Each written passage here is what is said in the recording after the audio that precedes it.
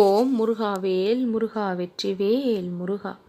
என் அன்பு குழந்தையே, இரண்டில் ஒன்றை தொடு என்று சொன்னவுடன் எனக்கு பிடித்த ஒன்றை நீ மனமாற தொட்டு மகிழ்ந்திருக்கின்றாய். எனக்கு பிடித்த ஒன்றை நீ இன்றைய தினத்தில் தொட்டதன் காரணமாக உனக்கு மிகவும் பிடித்த ஒன்றை உன்னுடைய கரங்களில் சேர்க்க நான் ஆசையும் படுகின்றேன். நீண்ட நாட்களாக ஆசைப்பட்டும் இன்னும் கிடைத்த பாடு இல்லையே. எப்பொழுது அந்த மகிழ்ச்சி நம்மிடம் வந்து சேரும்? நாம் எப்பொழுது அந்த மகிழ்ச்சியை அனுபவித்து நம்முடைய வாழ்க்கையை இன்பமாக மாற்றிக்கொள்வது என்று காத்திருந்து காத்திருந்து உன்னுடைய வாழ்க்கையின் மீது ஏனோ உனக்கு விரக்தியும் ஏற்பட்டிருக்கின்றது. இப்படி விரக்தி அடையக்கூடிய நிலையில் நான் உன்னை தொடரவிடப் போவது இல்லை. இன்னும் சற்று நேரத்தில் அதை நிறைவேற்றி கொடுத்து உன் வாழ்விற்கான மிகப்பெரிய அர்த்தத்தை காட்டப் போகின்றேன். எதற்காக இத்தனை நாள் இத்தனை தாமதம் ஏற்பட்டது என்று தெரிய வந்தால் உன்னுடைய மனம் அதை ஏற்றுக்கொள்ளக்கூடிய காரணமாகத்தான் இருக்கவும் செய்யும். நடக்கக்கூடிய ஒவ்வொரு விஷயத்திற்கும் ஒவ்வொரு காரணம் இருந்தே தீரும். காரணம் இல்லாமல் இங்கு ஒரு துரும்பு கூட நகராது. என் அன்பு குழந்தையே, தேவை இருப்பவர்களுக்கு எதுவும் கிடைப்பது இல்லை. தேவையில்லாதவர்களுக்கு எல்லாம் கிடைத்திருந்தும் அதை அனுபவிக்க தவறியும் விடுகின்றார்கள்.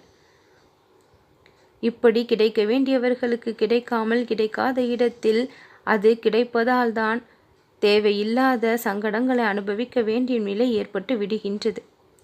அதை பெறுவதற்கான தகுதியை ஒவ்வொருவரும் வளர்த்து கொண்டோமா என்று சற்று யோசித்து பார்த்தால் அதை பெறுவதற்கான முயற்சியில் ஈடுபட்டு கொண்டிருக்கின்றோமே தவிர அதை பெறுவதற்கான தகுதியை முழுவதுமாக பெற்ற பாடும் இல்லை. அப்படி அரைகுறையாக கரங்களில் வந்து சேரும் பொழுது அதை எப்படி கையாளுவது என்று தெரியாமலேயே அதை அனுபவிக்க தவறியும் விடுகின்றோம். அதனால்தான் காத்திருப்பு என்ற ஒன்று அவசியமாக தேவையும் படுகின்றது. அதன் தகுதியை முழுமையாக பெற்றதன் பிறகு அது கரங்களில் கிடைக்கும் பொழுது அதை நிலைத்து நம்மிடம் தக்க வைத்து கொள்ளக்கூடிய திறமையும் தானாக வளர்ந்துவிடும்.